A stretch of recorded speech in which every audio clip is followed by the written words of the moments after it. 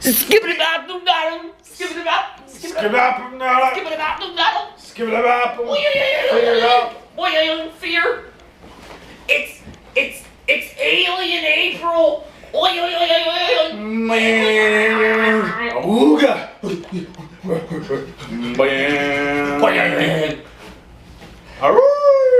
Okay, I'm done now.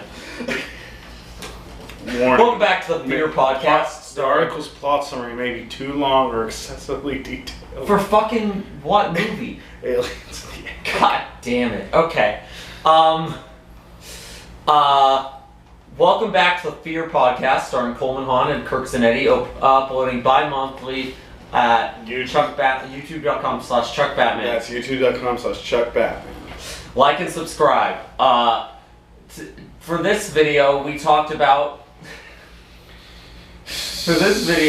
we're talking about some alien-themed movies. Yay! This episode was spawned because we were not sober, and I, for some reason, in my stupor, turn on Planet 51, and then it happened. Not tonight. This was like a few months ago. With our friends, yeah. We sort of rewatched it. We'll get to it. We rewatched all of the We fast-forwarded through it and watched parts that were worth rewatching.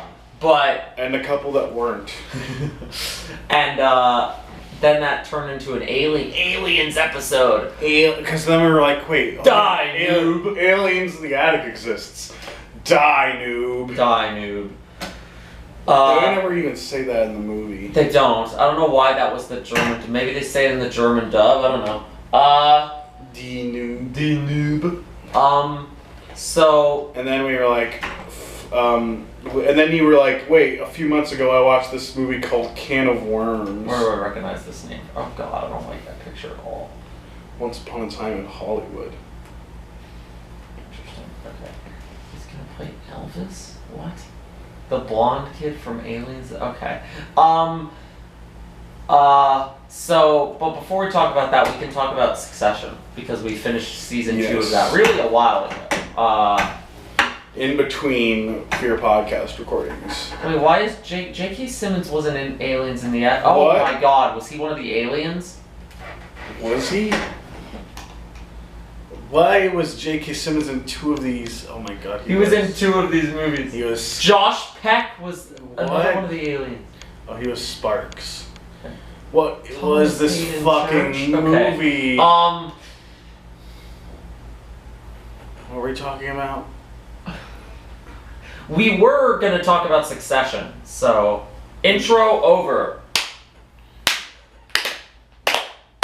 L to the OG, to the OG, and he playing!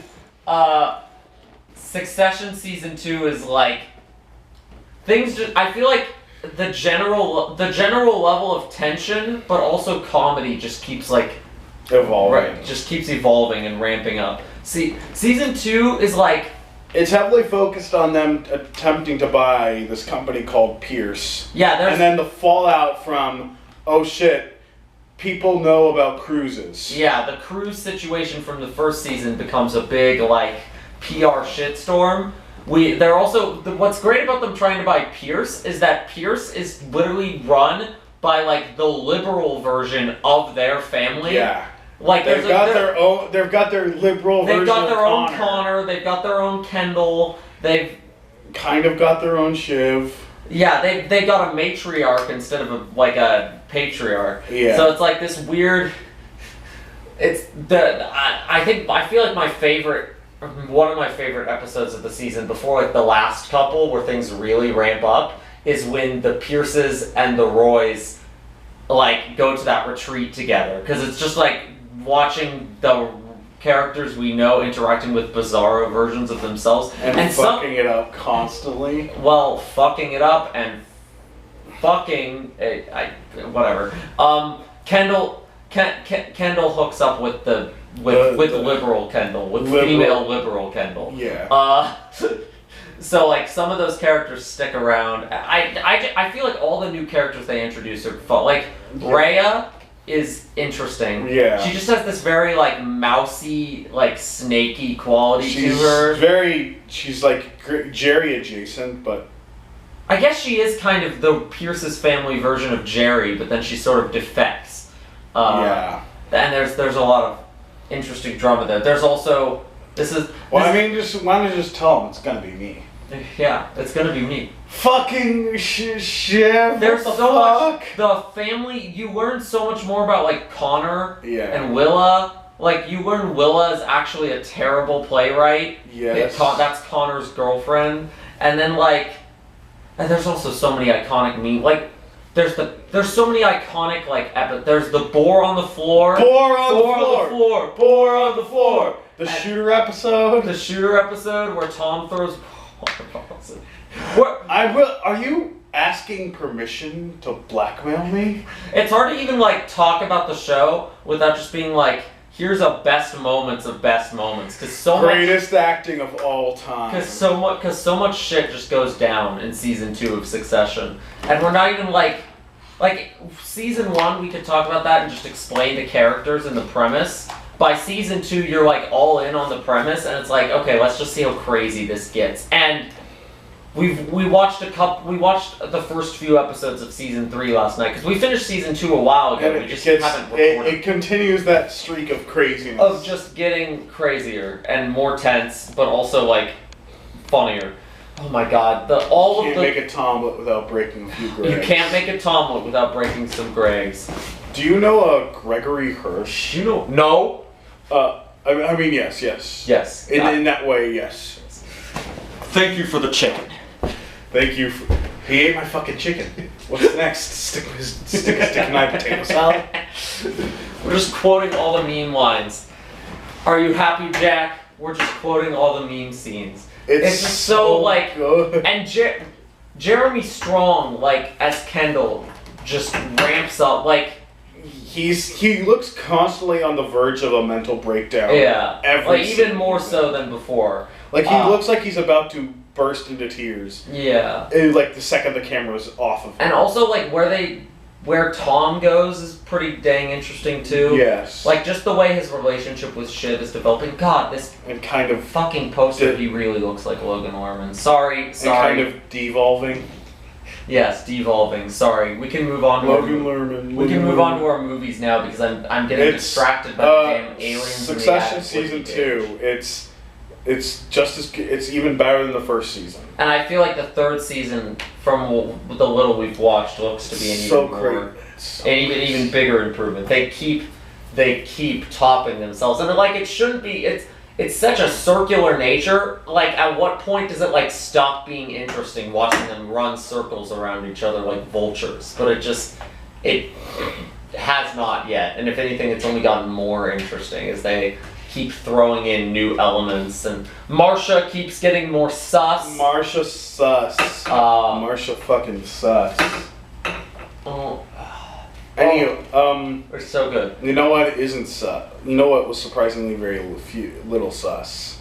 Planet 51. Alright, Planet 51 time, baby. There is Among Us. There is Among Us, an alien. So now I guess it's the time to talk about how this spawned. So we were, just say it, we're high. We were high. Come get us. 3545. Yeah. Regington Way. And I was just sitting on the couch. Nevada, Idaho. I cannot remember. I had forgotten within 5 minutes what like spurred me to think of this movie. I literally think somebody said a number that was relatively close to 51, and my like drug-addled brain was just like, Planet 51, Planet 51. And then we watched all of Planet 51. And by watched, I mean it was on in the background while we all tripped. You seem to have remembered most of it. I was just remembering because I always remember everything. Yeah. For me, it was like, it wasn't even that I was like forgetting the moments in between. It's just that I wasn't like, I can't pay attention to anything when I'm were like within the first 5 minutes, you were like can we turn this off? Yeah, no, I was just like, I would be distracted. Because you were like, haha, Planet 51, and then you were like, wait, I have to actually watch this movie? Oh no. Well, and then we start the movie, and somehow my drug-addled brain knew. We were like, who do you think's gonna be in this movie? No, and you it wasn't unprompted even, said. Somebody was like, what is this movie? And then you unprompted were like. I unprompted said, it's like a The Rock movie, but with like aliens. And then not 2 seconds later, his name appeared on the opening credits, and I was like, oh, I didn't know he was in this movie. I was like kidding. James Corden. I just yeah, we don't know who he was though, which is good. I just somehow instinctively knew The Rock played the human in this movie, even though the human in this movie is white. He's the White Rock. So the premise of Planet 51 is that an alien crash. It's the premise of Aliens in the Attic and Can of Worms. No, it's not. Alien world. Human arrives on alien world. Human is the alien. Planet 51 is hijinks and shit. Human is the alien, and the alien world is literally just America, 1950s. If that sounds like wow, I don't really know if you can get much out of that premises after like 5 minutes. You discover the flaw of the movie. Yeah, it's like one scene worth of ideas. And they used them all in the trailer. Yeah. Human man, The Rock, White The Rock lands on Earth and is like, I'm here. What the fuck? He was just a random soldier. That's funny.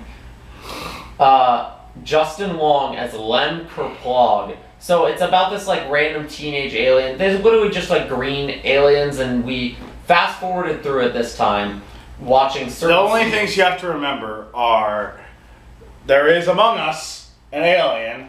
Also, the alien dogs are xenomorphs. The alien dogs are xenomorphs. The Mars rover is just a robot dog friend. Yeah, it's Goddard. They whitewash The Rock. They whitewash The Rock.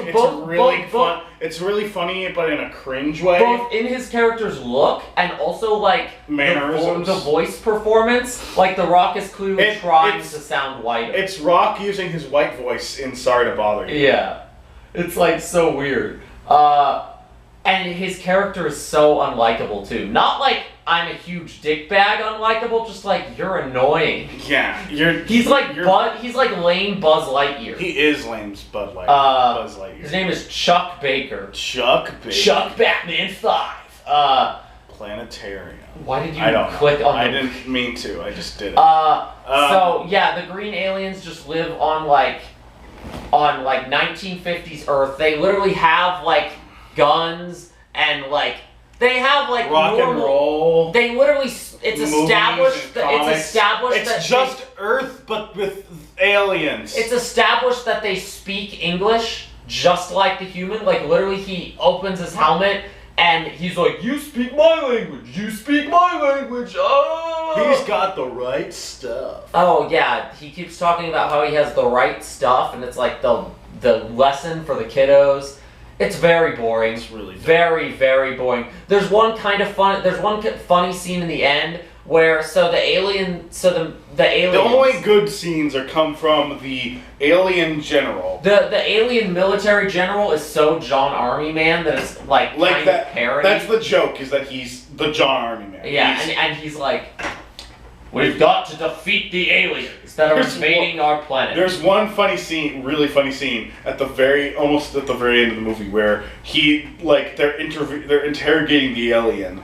The Rock. Yeah, they're interrogating the Rock, and the general is like, "Don't you dare try to mind control me! If you mind control me, Sergeant blah blah blah is assigned to shoot me, and if you mind control him, they're assigned to shoot him." And then he starts going all the way around the room. And then if you mind control us all, Corporal so and so over there has permission to electrocute us on sight. And if that fails, we'll blow up the base. And he pulls out a detonator. And their plan immediately fucks up, and they all start shooting at each other. And then he puts on his sunglasses as if that is gonna protect him from the mind control. The military general's dorky and kind of like that part's over the top enough to be kind of funny, but there's like whole like there's you know the absolutely bog standard romance subplot. And the girl subplot. Yeah.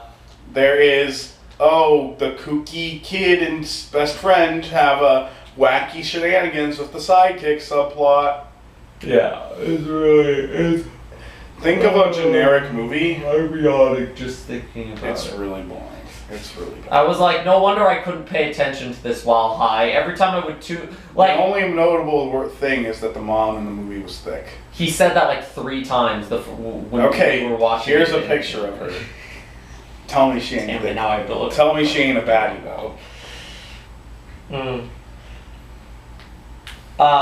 No, I just remember, like, my high experience was just occasionally, like, tuning back in, hearing, like, a annoying line and going, ugh. Like, I definitely heard the, I've got the right stuff zinger and went, ladies and gentlemen, who would like to meet an astronaut? Ladies and gentlemen, I'm Stuff. And when I said I'm Stuff, put an image of Chuck Baker in front of my face. The future me, clearly. Next movie now. Aliens in the Attic Tunnel. There is Among Us. There is Among Us an alien. There is Among Us an alien in our attic. The general says that at the end of Planet 51. Aliens in the Attic. Another 2009 film. Yes. About aliens. This time they're invading Earth, not the other way around. And this time the aliens are... Oh wait, the only funny... Well, real quick about Planet 51. Me and Coleman had a really funny joke where we're like, what if at the end of the movie, Chuck Baker just like launches the main character into space, calls up NASA and is like, yes NASA, I managed to defeat the military. The planet is right for colonizing. And it turns out he actually was on a mission to like take over the planet. Alright, Aliens in the Attic starring Carter Jenkins, Austin Butler, Ashley Tisdale, endless amounts of names. And J.K. Simmons and Josh Peck and Josh Peck as 2 of the aliens. Is this like a Nickelodeon movie? Why would they get Josh Peck? I don't know. Why would they get Josh Peck and J.K. Simmons? Production, development. No, it's Fox. Oh well. Okay. So a family goes on a vacation, and then aliens show up in their attic, and then the aliens have mind control darts that they can use to control people, like it's a video game. Like they have these alien video game controls, and the people are walking around like.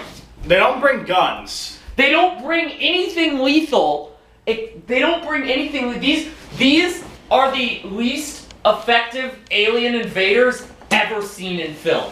They get owned by like potato guns and doors and tennis rackets. One of them gets shoved in a garbage can in the final battle. Things that can beat these aliens: their own weaponry, themselves, potato guns, being locked in a closet, vent, or small suitcase. Paintball guns, tennis rackets, garbage cans. Everything. They're at the end of the movie. They're like one of them gets pulled. We have to stop the alien invasion. They'll take over the world.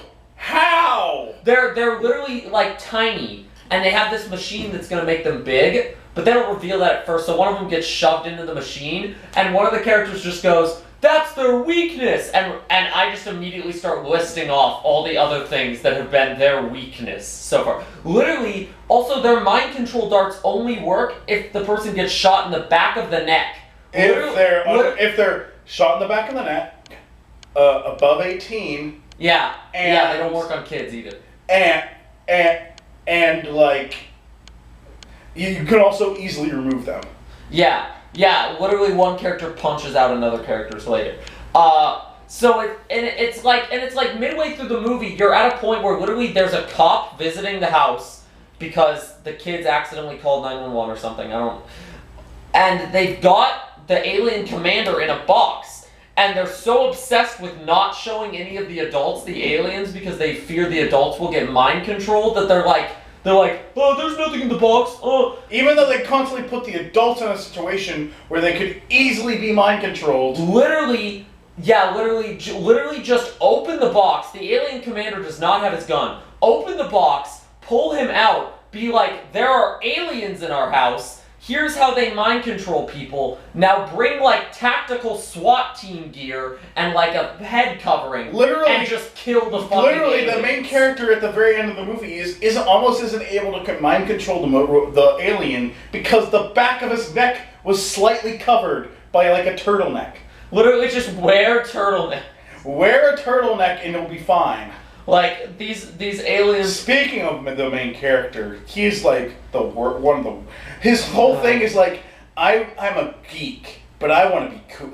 I'm failing my classes on purpose because I want to point out he's not a nerd. He's a geek. Yeah, this movie uses the word geek. Unironically. Cringe. Cringe. This is also like a gamer movie, kind of. Like kind of. I don't know. They use game lingo, but I don't think a single person working on this movie knows what a video game is. Wow, this is just like Halo on Xbox. No, this is real life, like we. Actual line from the movie. The DS is able to pick up alien transmissions. Why the hell did they even bury that thing under the house? Yeah, there was just inexplicably an alien. The alien device to make the aliens bigger was just inexplicably buried under the vacation. You can just say, hey, the only person who can build... We brought this with us, but the only person who can operate and build it is Sparks. Yeah. And nothing about the plot would change. Well, but then you wouldn't have the aliens venting to the bottom of the house. Among Us venting to the bottom of the house. Maybe it needs to be built in the bottom of the house. Yeah, I guess. I don't know. The most fun part of this movie is just the, like... humans being mind controlled, and the bully and the oldest sister's bully boyfriend. So the oldest sister, played by Ashley Tisdale, is like a senior in high school. According to this Wikipedia page, she is 17.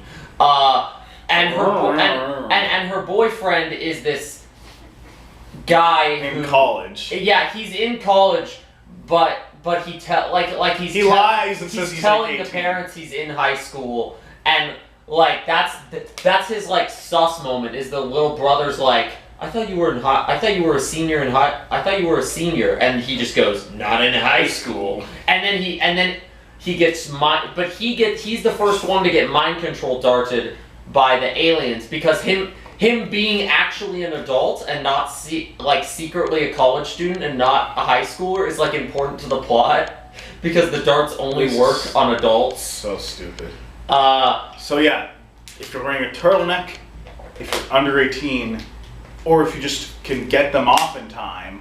Yeah, he literally gets his punched off by the grandma later when the kids... And like, she wasn't even doing it intentionally, it was like a glancing blow that did it. That feeling when, like... Why did I say that feeling when, like it's a... That feeling when bottom text. Everyone in this movie is so goddamn stupid.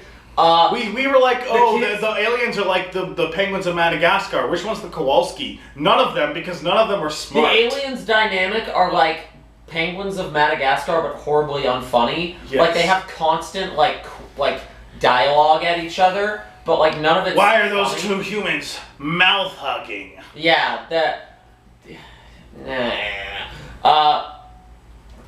like, the kids are so stupid that instead of just telling the adults what's going on, they put the mind control dart... Did they put the mind control dart in the grandma? Yes. Yeah. Instead of telling the adults what's going on, they just poke their grandma with the mind control dart and then use her to, like, robot video game battle the bully, which is the funniest scene in the movie because they're doing, like, anime flips and shit around the house. That's the best part. It's so good. It's the only good part. If the movie leaned more into the like body hijacking, like weird robotic movement if it just accepted how dumb the premise is and leaned all the way into it. Yeah.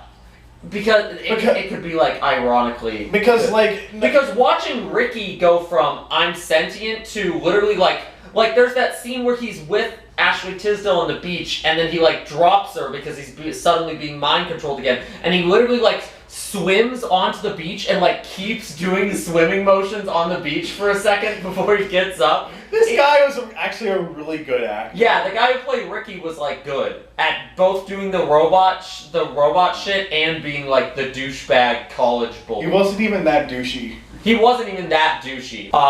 There's like a post-credit scene. It literally happens like 5 seconds after the end title card. Where Ricky goes back to school and he's like hitting on like a college girl. He's hitting on a college girl, and then the main characters start taking control of him using the mind control dart and just make him like drink like pot water and shit, and eat flat, make him be a menace in front of this college girl. It's kind of fucked up because they're taking away his... yeah, it's like even though this character is a like kind of douchey, pathetic college guy who's hitting on preys on high school girls. It's still like you're literally taking away his free will, and like it's established when your mind gets taken over, you don't remember. You literally he's literally just blacking it. They're just making him like black out. I'm like, yeah, he's a dick, but like this feels too far, even though this character is a douchebag. Yeah. And it's meant to be a funny scene, and it kind of is, but I remember this is the scene I remember the most from when I watched this as a kid, just because it was so wow, they're really just taking away his I'm still just stuck on the smart kid isn't even that smart. Yeah, the main character who's smart kid. He has several scenes where he has the chance to be the smart kid, and all he does is make a potato guy. This movie can't write smart characters. Tim Meadows, that was the black cop's name. Yeah. I've seen him in so many things. He's in a lot. There's a lot of actors who are like, oh, you're the person they get when you need to make a mid character. The dad of the main character, I've seen in at least 2 other movies as a dad. The black cop, I've seen him in at least 2 other movies. The Nana, I've seen her in at least 2 other movies as grandparent. Even the uncle who was who looks like a cross between Kevin James and James Corden. I've seen him. Man, I just got here. What's going on? You got the beer? Belch. I think Andy Richter is it? Yeah. Yeah, that's him. Yeah. But it's I've seen all of these people in similar roles to this before. They just typecasted this movie. Also, this is off topic, but I didn't mention it earlier. So he's so the boyfriend lies to the parents about being in high school. He doesn't lie to Bethany, Ashley Tisdale's character. No. It's established that she knows he's a college student. And it's also kind of implied that's why she's dating him. Yeah. It's she likes the older boys. So it's sus, but it's not enough that I'm yes, he should be robbed of his free will and controlled by an alien mind control dart and whenever they think it would be funny. Yes. It makes the main characters douchebags.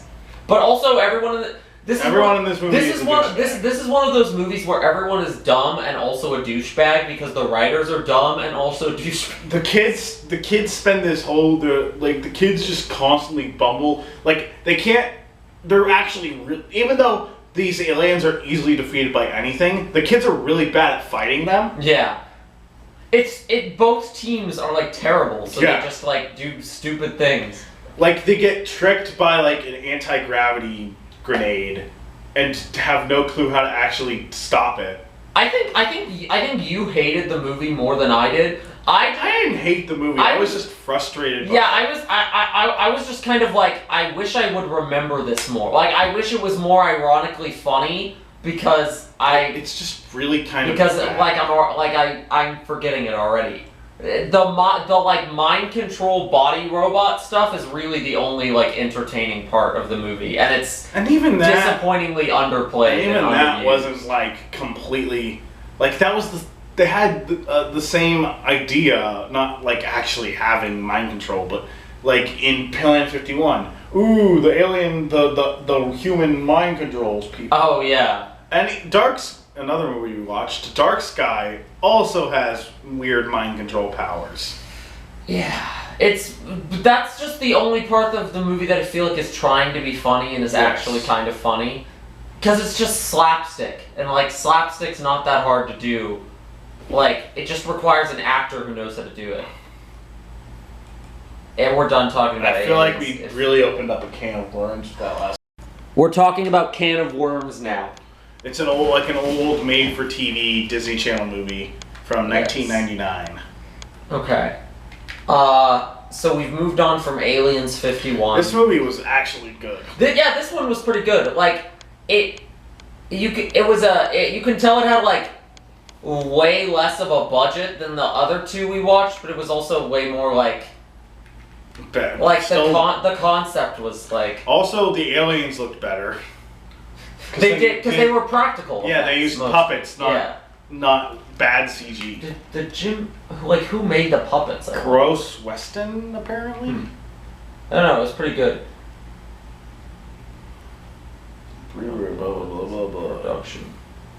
Production company. So basically, the premise of this movie is. There's this hyper intelligent kid named Mike Pillsbury, who like feels like he just doesn't belong on Earth. Yeah. And so after like a high school dance thing he set up goes wrong, he uses a satellite to contact the galaxy and tell them, I'm not supposed to be here. He's obsessed with this idea that he's like an alien from another planet, like a Superman style chosen one. Which is so like compared to the character in Aliens in the Attic, who was just like, I'm a smart kid who fails my classes. I want to be cool. This kid doesn't want to be cool. He literally wants to be like an alien from another planet where everyone is smart. Giga Chad thinking. Giga Chad. Maybe it's just because I failed my classes on purpose because I won't want to be smart. Versus the Chad who literally contacts intergalactic beings to tell them that he's an alien and doesn't belong on Earth. There's also like in between that happening. There's also he runs into this girl named Caitlin. Yeah, there's who he has a big crush on, and she gets him to help her with the high school dance. And then the bully messes up his like decoration, and so he. Important to note: the bully isn't just a dumb meathead. He's actually really smart. We never see the bully beat up anyone. He's actually like probably the. Like we were saying, he's the least bullyish bully ever. We were saying this that the only thing that makes him the bully is that like he's mean to the main character. And the only reason he's mean to the main character is that both him and the main character's flaws are that they have too much of an ego. Yeah, because the bully is good at everything. He's smart. He's good looking. He's a great athlete, and the main character is hyper intelligent. So he's smug about his hyper intelligence. The bully's a little bit threatened by the main character because he's smarter than him. Yeah. Which is like, it's not even that like he's smarter than him. It's more like, oh, someone who's better at me in one regard. At one thing, yeah. And maybe it's just because we watched Planet 51 and Aliens in the Attic before, but I had watched this before on a whim because I saw the poster, which looks like this poster here. Disney Plus poster image here. Fear. All of the aliens are just the most fear-inducing. Why am I hearing like echoes? Audio jungle. So, oh my god, I can't. Like, I'm hearing this like weird like metallic. I know what you're talking about. It's like throwing me off. I wasn't hearing that before. You can't hear it in the recording probably, so we just sound like maniacs. We're actually going insane. But it's telling that in a movie with such cursed alien designs, we spent our first like 20 or 30 minutes. We spent our first like 4 minutes or so talking about it, not even mentioning the aliens. Yeah. Maybe it's just because I watched Planet 51. Cause I've seen this movie already. I watched it on a whim on Disney Plus back in like December. And then you were like, dude, we need to watch this. We need to watch this. But like, the fact that we went so long without talking about the aliens, and the movie takes a decent time before introducing the aliens too. Like, you don't see them until like the 30-minute mark. Yeah. And like an 80-minute movie. The human storyline with him and his high school crush and the bully, those should be boring. Like, those should be like, oh god. You're hearing us say that it takes 30 minutes to get to the fear aliens, and it's like, oh god. But no, you actually care. Like, it gets you to care about the main all character. All of the characters are so weirdly likable. Like Mike Pillsbury, the main character, it's the opposite of the aliens in the attic kid. Or even the Planet 51 Or kid. even the Planet 51 kid. Mike Pillsbury is such a dork it's charming. Like he couldn't fit in if he tried. Yeah. And the actor and the kid actor is really good at very good at playing that. And then the girl is also like surprisingly like I don't know, that's a very nothing character. She has this weird earnestness to her that really makes you feel like I could see her digging this. I actually, unlike most of these kinds of movies, I actually buy that she likes him. Yeah. You're not like, oh, she likes him because of course she does, because she's the girl. Because he's the main character and she's the girl. Like, I actually buy that she likes him and that she's like kind of a dork too, and she's like likes his like dorkiness. And then the bully too is like weirdly likable. Everyone in this because like he doesn't like. His first introduction is him being like kind of a himbo. Is him being like, Mike, what are you doing? The ball's that way. Yeah, because they're both on the football team. Which is such a funny he's like swimming in his gear. Yeah. So, but anyway, like the first act is and I will say the first act's like a little long, but again, the only characters and like subplot that I don't really care for is the whole Mike Pillsbury writing this like story about these aliens that he tells his like this little kid he's friends with for no reason. The little kid is not a good actor. No. And there's like 2 scenes of that, and that's like that's like 2 scenes. Like you could have had that be like the opening narration. Yeah, and both the first time through the movie and this time I'm like I don't really like this subplot, and then it's sort of resolved at the end of the movie where he meets an alien that looks like the one in his like story. Yeah. And it's just kind of like but like it's also like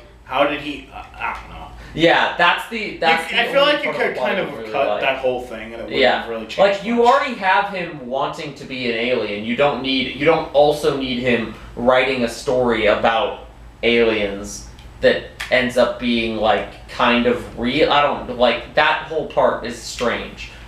Yeah. But anyway, the aliens show up and they are fear-inducing. Oh, they're all like There's the one with human teeth and that's made. They all have snot. fucking human teeth. There's the one that's a slug thing that can stop time. That's the one in the image. The floating fish head. Which is funny because like this poster also uses that alien. Why was that the alien design they were really proud of? This poster that's on the Wikipedia page editing. I mean, it was a nice puppet. Yeah, no, all the puppets are like good. Well, they start out slow. They're like, okay, they introduce a dog that literally just has like a weird like necklace thing that talks. Think like the dog from Up, but like an alien. Yeah. But it just looks like a normal dog. Yeah, and his name's Barnabas. Malcolm McDowell as Barnabas. That's what it says. Listen, Barnaby. Oh my god. So he's like the friendly alien guy that helps the main character. So basically, the main character sends out this message. And there's like weird alien politics that are only like vaguely explained, but are actually kind of interesting. Basically, by sending out this message, the kid has now opened up Earth to no longer be protected from like galactic aliens based on the premise that the planet is primitive life. Like they're now like, oh, there's superior intelligence. If they're capable of communicating with the rest of the universe, that means that they are no longer considered primitive. Yeah, so now this kid is essentially like an intergalactic celebrity, and like all the different aliens that visit him, they aren't just like weird, creepy designs for the sake of it. Nah, like one of them's the slime one is literally a slimy lawyer. Yeah. Trying to help the kid sue the Earth. The one with the eyes, the one with the eye stalks. The one with the eyes that stick out is a like Hollywood agent, like, I'm gonna make your story a TV series kind of guy. Yeah. And then there's like a door-to-door space salesman. Who's like a weird, like, he's got like polka dots and like a set of eyes up here above his mouth, and then like a closed set of eyes down here below his mouth. Yeah. And then there's like a floating fish head. Who just wants to like, date I him. want to go on a date with you. All of the scenes where these creatures are introduced inspire so much fear. This movie was written by freaks. Yes. And it's kind of amazing. The second time through, everyone in this movie, including the people who made it, were freaky little guys, and I respect it. I liked it a lot more. I thought I was going to be more bored the second time through. I actually liked it a lot more the second time through because I was like poised to accept the freakish nature of this movie. And especially after watching Planet 51 and Aliens in the Attic. Eventually, back to back. Yeah, eventually his friends figure out, oh, he's not crazy. He's actually seeing aliens. And then the Thode alien, which is like an intergalactic poacher, steals the kid, and then they all have to go and rescue him. It's too bad they never. I wish they roped in the main character's little sister more. She's like the let the little sister get kidnapped. She's like the only human. Yeah, wait, we don't need the other fucking kid that is friends with him for no reason, that is like a bad actor. I would have much rather had it be his his very DW-esque sister. Well, because that would also like go to show like, oh, he actually does care about like his family and his life on Earth. She's like the only like human kid character that doesn't eventually find out about the aliens, which is weird. Like, it makes sense that the adults wouldn't. Yeah. But this movie and Aliens in the Attic both have the parents are clueless setup. We were making Phineas and Ferb comparisons. Yes. Ferb, I know what we're gonna do. Especially with Aliens in the Attic, because it had actually. It was basically just a bad Phineas and Ferb episode.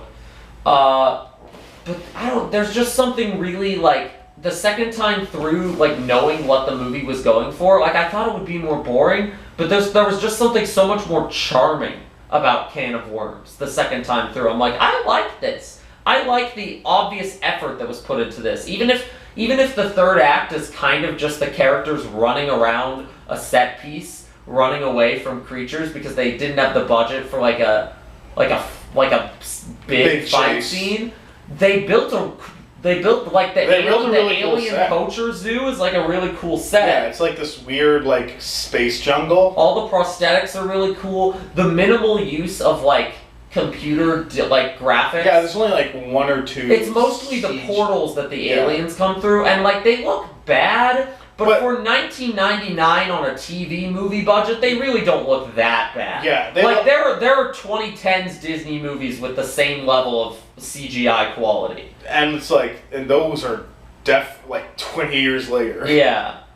So it's just like, I don't know. I just really it's charming. It's really charming. If you're looking for like a weird but like I like the Thode at the end because like he starts out as a human. And like the actor who was doing the human form of him when he was like he was menacing, but also like in a kind of funny way. The actor who was doing him was portraying the alien side so well that like.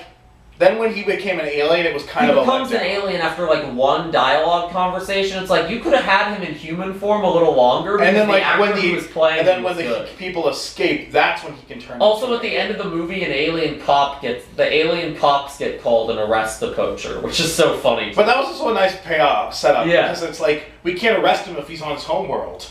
But so then we lure him to our But then we lure her into into Earth. Even though we don't see much of the alien universe, it feels well set up. Yeah, it's like well thought out.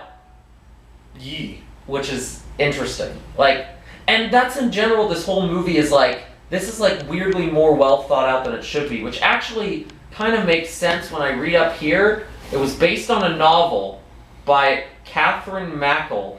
And she also wrote the screenplay for the movie. Yeah. It says, after the first rewrite, they replaced her, and the new writer did 3 rewrites, and they didn't like the rewrites, so they rehired her, and then, used some of her ideas, so, Yeah, it's clear that, they liked her initial ideas, but then maybe just felt like they maybe didn't work for a movie. This is definitely in the upper echelon of Disney Channel movies. Yeah, I'd put it on like the same level as like the first 2 Halloween Town movies. Yeah. It's also definitely the weirdest Disney Channel movie. Yeah. The most fear-inducing. Yeah. Also the first Disney Channel original movie to be rated TV PG, which makes sense. That does make sense, though. Can of Worms. I would. This is the first one we've watched so far that I would recommend. You know what we wouldn't recommend? Maybe if you know what we would recommend if it was given 2 or 3 chances of. Like one more rewrite. Dark Skies, released in 2013. This is a. This one we added it because we needed some more variety We needed some more variety, and we guessed correctly, because we're about 45 minutes into this video. We guessed correctly that if we only talked about Can of Worms, Aliens in the Attic, and Planet 51, we wouldn't have enough. We'd have like a 40-minute episode. Even with us gushing about Succession. We didn't gush for that long about Succession, because it's hard to gush about it without just like spoiling everything. Yeah, we might do when we eventually finish it. We might. Yeah, we can do a big spoiler retrospective. Yeah, bigger. When the show ends, because it's not over yet. Oh my God, the poster has the word fear on it. Fear the dark. Fear the dark. That literally only ever comes up like. Yeah, I was gonna say the Dark Skies element. A lot of the spooky stuff happens at night, but also a lot of it happens during the day. Yeah. Which I kind of appreciate. Weirdly enough, both this movie and Aliens in the Attic have J.K. Simmons. Which is so weird. J.K. Simmons in Aliens in the Attic was just one of the aliens. In this movie, he's like a standout performance that almost sells you on the confusing premise. He's only in like 2 scenes, but he does his damnedest to make you actually care about the premise. This movie is a Blumhouse horror picture that starts out feeling like a very standard but well-made like haunting story. Yeah, like there's a kid talking about the Sandman taking people's eyes. There's spooky shit happening at night. One of my favorite early in the movie sequences is they reactivate their home alarm system, and it goes off in the middle of the night, and they call their like alarm provider, and the alarm provider's like, oh, it's an error. Every single entrance was tripped by the alarm, and it's like, and the like shot composition and soundtrack in that part are really good too. Oh, like building this like dread as she says that of like, what could possibly have tripped all the alarms? Yeah. But the movie just it starts to lose focus. As it keeps playing revealing its hand, it loses more and more focus until it gets to the ending where it's just kind of nonsense. Because it's really trying to do this ghost-like aliens setup that doesn't quite work. Like the Sandman that this kid is talking about are actually like greys. Yeah, gray aliens. Aliens. I think that's part of the problem is you're taking, spooky ghost bedtime story monster and saying, no, it's actually this generic kind of alien that has been in media. The Greys! The Greys are some of the lamest, alien urban legends. You can do so much better than the Grey. Those weird, lanky, Shadow Men designs that they were originally going with were way scarier than the Greys. I mean, and it's just it's an awkward movie. Again, it's 1 or 2 rewrites away from being consistently tense and consistently interesting. So because there are scenes that are really good, and then there are scenes that just make you go, this is weird, or scenes that feel like they belong in a different movie. Yeah. Like the whole kid's subplot where he's hanging out with these. So there's one kid that's the standard little kid in these kinds of movies. Yeah.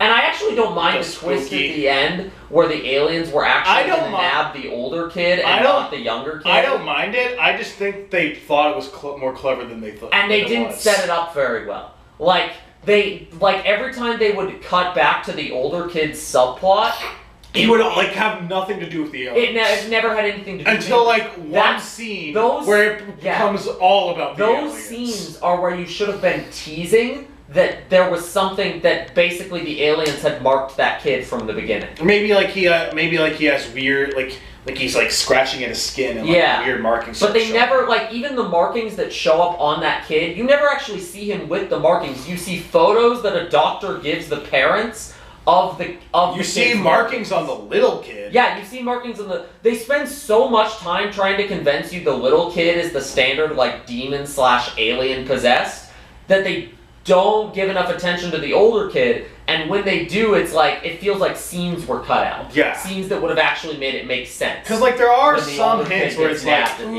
ooh, he was really sick as a little kid, which they talk about how a lot of the symptoms for alien hauntings are which they establish in an sickness. awkward-ass exposition from the dad an hour into the movie that just makes you go, okay, clearly that's going to be important. Yeah. But we don't know how yet. Like, it's clunky. It's really the writing is really, like, clunky. There's good ideas, but it's just a really, really clunky script. I feel like it's... Who directed this? Scott. Okay, he wrote and directed this. Yeah. I think he might be a better director than a writer. Than a writer. Yeah, because I feel like the movie's pretty well directed and well shot. Yeah. But the script is... The script is kind of letting it down. Yeah. J.K. Simmons almost sells it. So J.K. Simmons plays the, like, alien conspiracy theorist expert. Yeah. But instead of playing him as, like, this crazy dude or this alien hunter dude, he plays him as this world-weary character. Like, someone who's just kind of so tired of this. He's like, I've already accepted the aliens are here. I'm not fighting them anymore. When the parents go to him for help, he doesn't really offer a solution. He just says, this is what's happening. I'm sorry. You're not the first ones this has happened to. Yeah. This will ruin your lives. I'm sorry. And he sells that with such weariness, with such J.K. Simmons strength performance, that you believe the horror of what otherwise might be kind of a dumb reveal. Yeah, he has it's alien, because that's when it's truly spilled open that, okay, it's aliens and not ghosts. Yeah. I mean, there's also another scene earlier where it's like the mom is investigating what this could be. She looks up mass dead birds. Because a bunch of dead birds fly. And then they're like, it's the aliens. Even though, like, at that point, I would have been like, ghosts make more... When she tells her husband that it's aliens, we were joking, like... He'd be like, that makes no sense, honey. It would make much more sense if we were being haunted by a ghost. But again, J.K. Simmons takes... Like, a lesser actor would have taken that scene, and that would have been where the movie, like, jumped the shark, and we're like, okay, this is dumb. But instead, he, like, sold me on aliens as this scary it would have been force. like, what? So you can now prescribe being attacked by aliens? Right? But instead he plays it like a doctor telling someone that they have an illness that is going to kill them. Yeah. Which is very interesting and a lot scarier than just, here's how to defeat the aliens. It's like, no, the aliens are already here. They're already going to ruin your life. You just have try to defend your kids as well as you can, I guess. Yeah, and learn to live with it. Yeah. But then pretty much as soon as they leave, like, his place, the writing, like, it gets clunky again. So it really was J.K. Simmons, like, elevating the material. He also has one more scene where, like, after he's reading a newspaper, and then he finds out, oh, the kid got taken. And, like, he doesn't say anything, but just his movements. He has no dialogue in that scene. But his movements really sell, like, how, like, sad he is. Where it's like, I really hope that these guys would be different. He's only in, like, 2 scenes of the movie, and just within those 2 scenes, I feel like he elevates the movie from, like, a 5 out of 10 to a 6 out of 10. I would still, I would say it's like... Or maybe a 4 out of 10 to a 5 out of 10. Yeah. I don't know. Like, I would say it's, like, closer maybe to, like, I'd say it's a 5 out of 10, but it's closer to a 6 than a 4. He elevates it a lot in his 2 scenes that he's in the movie. Yeah. That's the power of J.K. Simmons. And like we said, it's well edited, and there are some good scares. There are also some kind of bad scares. Also some, Like, it's just very mixed. Yeah. And then, like, then there's, like, the actual fight at the end is just kind of, like, it's weird way and nonsensical. Yeah. Like, there's literally, like, glowing ghost lights that... Yeah. They go all in on the aliens just showing up, and it, like... You literally see the shadows look like frickin' Groot, but, like, as the Bye-Bye Man. Groot. The Bye-Bye Groot. It's Groot. Yeah, it's the Bye-Bye Groot. Like, it gets... Yeah. And that happens. And then there's, like, this weird dream sequence where Jesse is, like, going through this... Jesse's the older son. Yeah, he's, like, going through this house where he likes to get high with his friends. Yeah, it's this, like, empty house that the mom is, like, the He's, like, watching porn with his friend. They keep bringing us back to that house making you think that house is going to be important somehow. No. It's not. It's just another location. And that's what's so confusing is every time they cut back to Jesse... You keep thinking something is going to be important. It feels like a different movie where... Like literally, he after he kisses the girl, he rides his bike back home to a fucking the scenes, mid 2010s indie song. The scenes with him and his friends feel like coming of age movie with a twinge with like a horror twist on a coming of age movie. Yeah. Almost like they were plucked from a different story idea. But then they never really end up meshing with what is happening to this kid or why he's the one to get nabbed. And you keep thinking oh, is that gonna when you're watching one of the scenes with Jesse, you're like, oh, is that gonna be important? Is that not really. No. The elements in his scenes recur throughout the movie, but they don't add to anything. No. The only thing that matters is, he gets a seizure in the woods, and... Yeah, and that's just the alien... the aliens do that to everybody at some point in the movie. Everyone... They basically just haunt and fuck with the family until they decide, okay, it's time to nab the kid now. Now that you know that's what we want to do, now we're gonna come steal your... It's just awkward. Clunky, awkward movie. And the more we, pick it apart, the more awkward it feels, which is a shame, because I was, enjoying most of it when I was watching it, but it's just it's clunky. It's one of those things that the more you think about it, the less you kind of like it. Yeah. Because you just think about all of the flaws. It's not the movie we're gonna exorcise. No, that's Aliens in the Attic. I feel like we can just exorcise the collective alien mass that is Planet 51 in 2009. We're exorcising 2009 alien movies. Yes, that includes Monsters vs. Aliens, which we didn't watch for this. But we both remember being made. But it's a part of the glob mass. So, yeah. Yeah, this is one of those movies with the Rotten Tomatoes Dark Skies. Feels pretty accurate. It's got a 41% rating. I'd say that's accurate because it's almost good, and then it fumbles the ball. And the site's summary is Dark Skies writer-director Scott Seward has a solid cast, an interesting premise, some admirable ambitions, but he can't quite figure out what to do with any of them. Yeah. That is kind of how the movie feels. It's it's one of those good ideas are here movie, but the draft of the script is really clunky at bringing them together. Everything in this movie should work, but something about it just doesn't. And I feel like it is just I feel like just bringing in another writer might have done it because it's directed and written by the same dude, and I think he just had a better idea for how to direct this movie than how to write it. Yeah. But it wasn't the worst movie we watched. Alien April, Alien Glob Exorcism. Do it now. Okay, I'm gonna stop fucking wiggling my lips at the camera like a menace. Alien 51. Alien 51. Alien movie 51. Let's get the Cats DVD. I have an Alien and Aliens DVD, but I don't want to damage them because I like those movies. Yeah, I was gonna say Alien and Aliens are too good to be used for this, even if it thematically fits. We didn't want to watch them for this podcast. Everybody knows those movies are good. You don't need me to tell you they're good. There's 40 video essays on how good those movies we don't need to talk about Alien and Aliens. Those movies have already... Yeah, everybody knows those are good. Now, if we wanted to watch Alien 3 or something, maybe that would have made sense. Like a later Alien. Because Alien 3 is interesting because it's like Dark Skies. It's almost good, and then something just goes wrong with the writing, and it stops being good. Mm-hmm.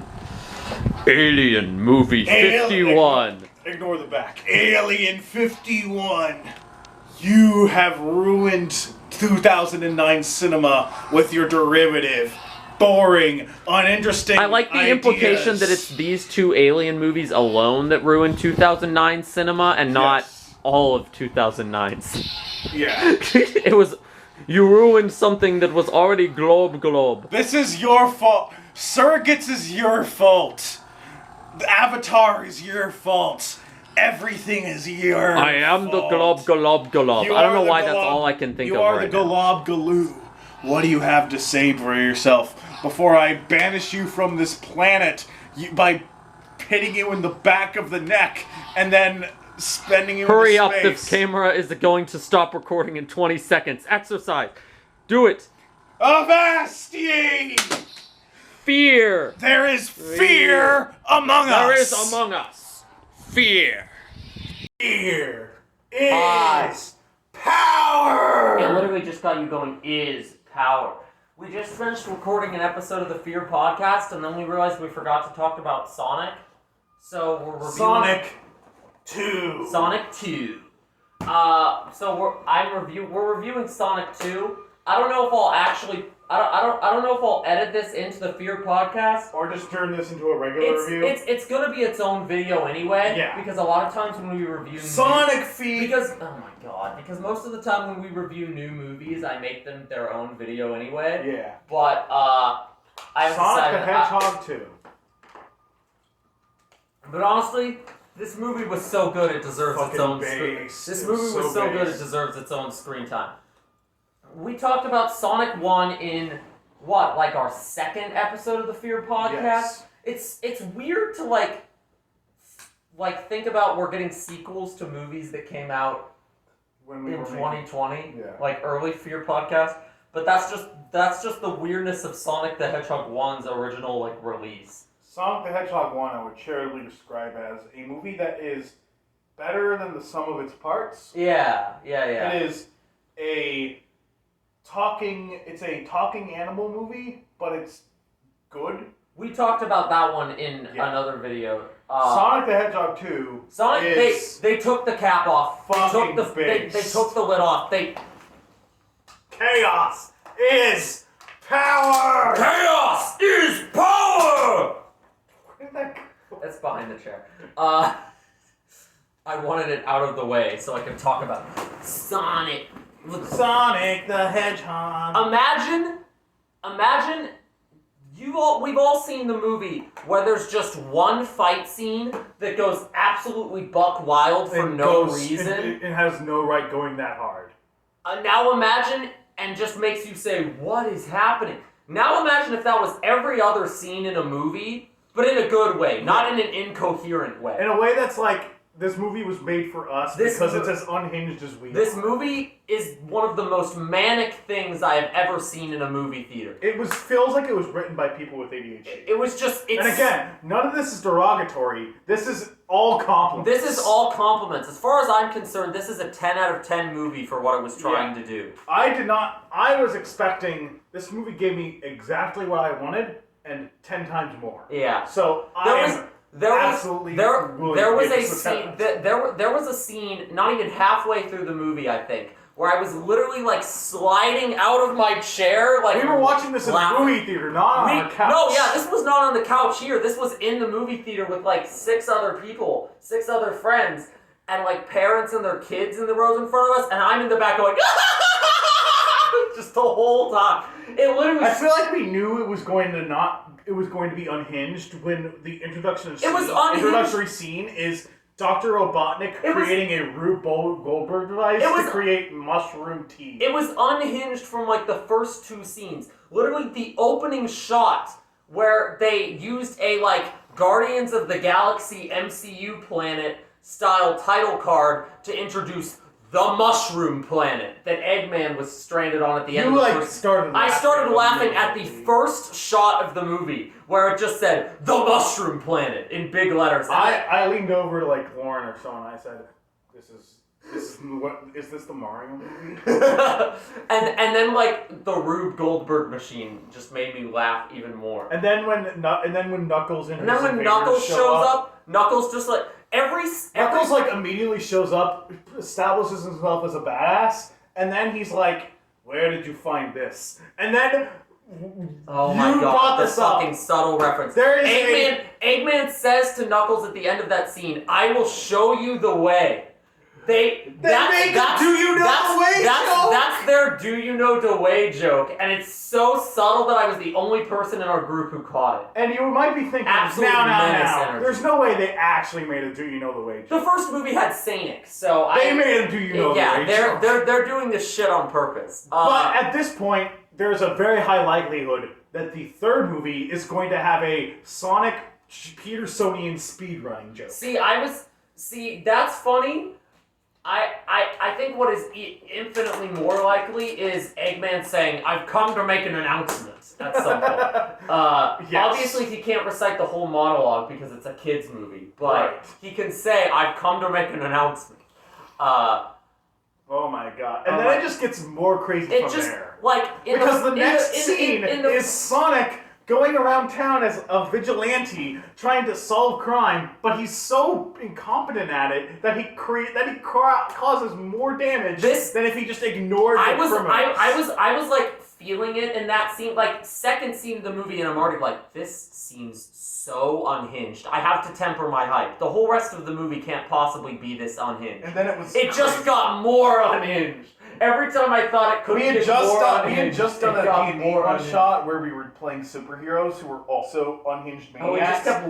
And like during that whole scene, we were just like, this is literally just a vigilante. Watching this movie with a bunch of friends who like all have inside jokes is the best way you could possibly watch this movie. And this is the best theater-going experience I've ever had. Just like the humor potential and the like. I've never been like wheeze cry laughing in a movie theater before at a scene, and this was like, again, it was for some reason even the parts of the movie that you would expect to be boring, like the human subplot. The scene that I was literally breaking down at was the Sonic ends up in a bar scene midway through the movie that both the first movie and this one had. A scene that absolutely was, for all intents and purposes, filler, but it was so batshit that I was just like, what's going on? They have a dance battle at the bar in Siberia. They almost get thrown in a fire, and then to save themselves, they have a dance-off. I don't want to spoil any more than that, but they have a dance-off.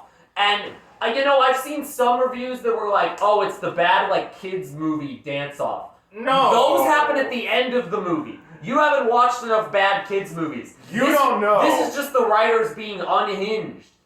This is the writers being like, studio said they needed a dance scene, and then they're like, I have an idea. What if we made it a meme? This whole movie is like, and then like 2 scenes later, so they send off the human characters to a subplot with a wedding in Hawaii. And you expect, this is going to be the boring one. You expect that to be a boring subplot.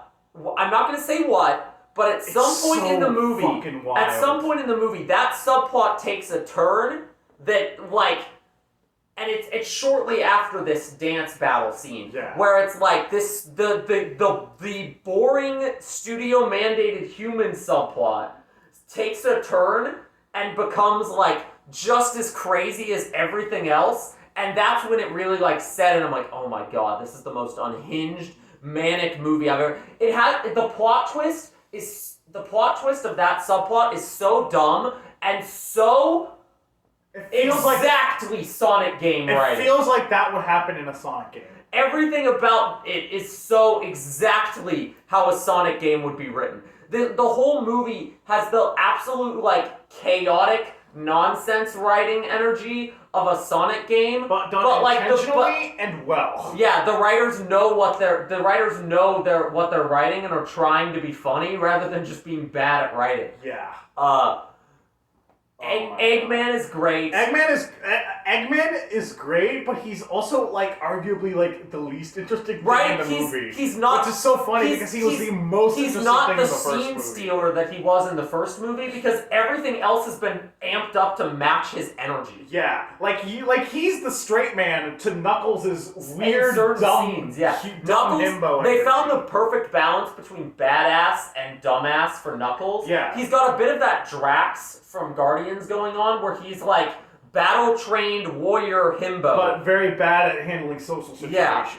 But it's not exactly Drax. No. It's because he's not failing to understand. He doesn't not understand humor. Like he knows that Sonic is joking at him. He acknowledges. He's more like, what does this have to do with battle? Yeah, I don't understand. He's just like all battle, and he's also. He's got a lot of Knuckles from Sonic Boom energy. As just like this dumb himbo. Idris Elba knocks it out of the park as Knuckles. Perfect. the slight accent he chose to give him is it's he made a lot of choices for Knuckles that I would not have expected, but they're like good actors. Idris Elba being like, Knuckles isn't gonna be sexy, so that was a fucking lie. He made a lot of like strong actors' choices, and I don't know if these were the director's idea or his ideas. But whoever's idea it was, top notch. Because this Knuckles is very much distinct from the games one, without feeling like a different thing. Without feeling like a derivative. If anything, it's almost weird seeing Tails in this movie alongside Knuckles and Sonic. Who's basically Tails his video Tails game is straight up game Tails, played by the game voice. Down to the voice. And she does a great job because of course she does. This is her job. She's been voicing Tails for she's also 20 years. Tails is also kind of sidelined in the movie though. That's sort of a flaw, but I also think scenes like the dance scene in the bar, it's filler, but without it, Tails would feel even more sidelined. Yes. So it's like kind of necessary. And Tails has like some interesting things that you can do. Like he has that weird technology stuff he's got Tails, on. oh my god, when Tails gets knocked out in that one battle, and then Sonic's like, he's got to go stop Eggman and Knuckles, and he's like, I can't leave Tails behind. And then Tom's like, it's okay, we'll watch Tails. Sonic runs off. The next shot, Tails gets up and is like, Sonic, wait for me! And it's like, wait, what? You're awake now? I was laughing at something else and I didn't see him get up until Luke like hit me on the shoulder and was like, Tails is awake, Tails is awake. Tails just fucking collapsed. This was the kind of movie where there were like shots that I only half saw because I was like collapsing in my chair laughing at something that happened 2 seconds before. It's just so unhinged.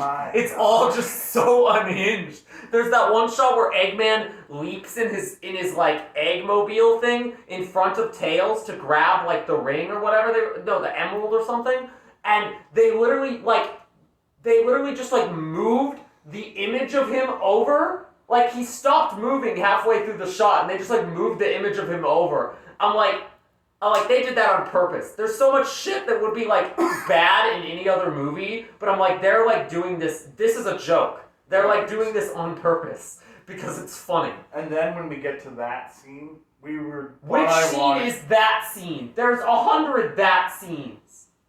The thing. The wedding? No. Chaos is power! After that. Eggman gets... Oh my god. Eggman gets the frickin' master... Also, Eggman and Professor Stone are 10 times more queer-coded than they were in the last movie. Everyone in this movie is gay. Even the straight ones. Right.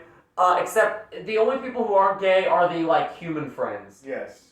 Because they're bored. Even then, I'm not entirely sure the groom's best friends aren't all gay. Oh my god.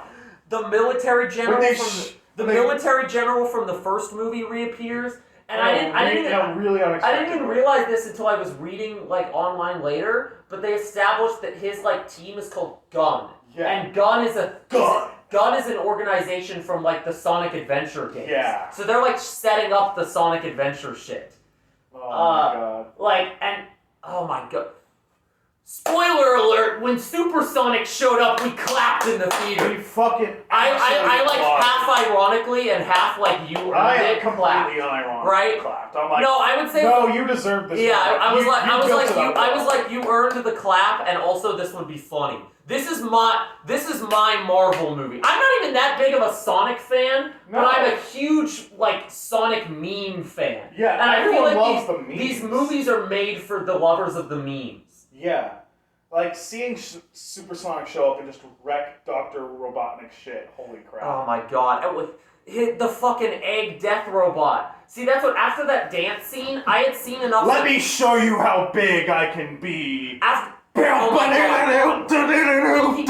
he gets the Master Emerald and he shows back up to Stone's, like, to their, like, evil lair / Stone's coffee shop. Oh my god. He's, like, messing with, like, he's doing, like, a voice modulator thing. Jim Carrey hamming it up. I'll say they give him complete free reign to hammer it up this time, which means occasionally he does a quip that just doesn't land, which is a very Jim Carrey thing. When you give him complete free reign, like 9 of the quips will land, and then one just But you don't But then notice you it because he made forget about 9 it others in the 2 meantime. seconds later. Yeah. But that's why I would say I think he may have actually been slightly better in the first movie, just because he had enough of a lid on to be like actually kind of menacing. Yeah. And this, he's complete cartoon. In this, he goes complete cartoon, but like everything else is matching it. Yeah. Oh my god. This movie elevates it to the point. So there's talk of Jim Carrey retiring. I could believe it. This movie elevates things to the point where if Jim Carrey just was not willing to come back for a third one, they have other villains. I was like, they can do something else. They can find something else to do. They could bump up Dr. Stone and make him like the actual antagonist of the next movie. That's almost like what they're hinting at the end. Because it's so like even the most minor of side characters all get good screen time and solid like character. Oh my god, when the random cop from Green Hill, Wade, gets reintroduced like an hour in and runs into Stone. That's a display bagel. Ow, it is. It is a display bagel. When him and Wade and Stone, it's like you're like an hour and a half in, and it's like, what? Why are these two characters back? What is going on? Well, how'd you do that? I read the manual. I was like exhausted after the dance scene, and then I just slowly realized how much movie was actually left, and it was like so fear-inducing and so exciting. It was fear. Fear. I want to see this movie again, and I recommend you all go and watch this movie. Yes, seriously, everyone go and see Sonic 2. If you like the Fear podcast. If you've ever laughed at a Sonic meme, go watch Sonic the Hedgehog 2. If you enjoy the Fear podcast, you will probably like Sonic 2. Yeah. It's glorious, unhinged, manic B-movie, like, insanity. Complete nonsense in the best way possible. Ugh. And that's our Sonic review. Maybe I'll just throw it in at the end of the Fear podcast after I'm done editing it. But it will also be its own video that will come out very soon. Probably this weekend, because I literally haven't uploaded anything to my main channel in like a month. Right.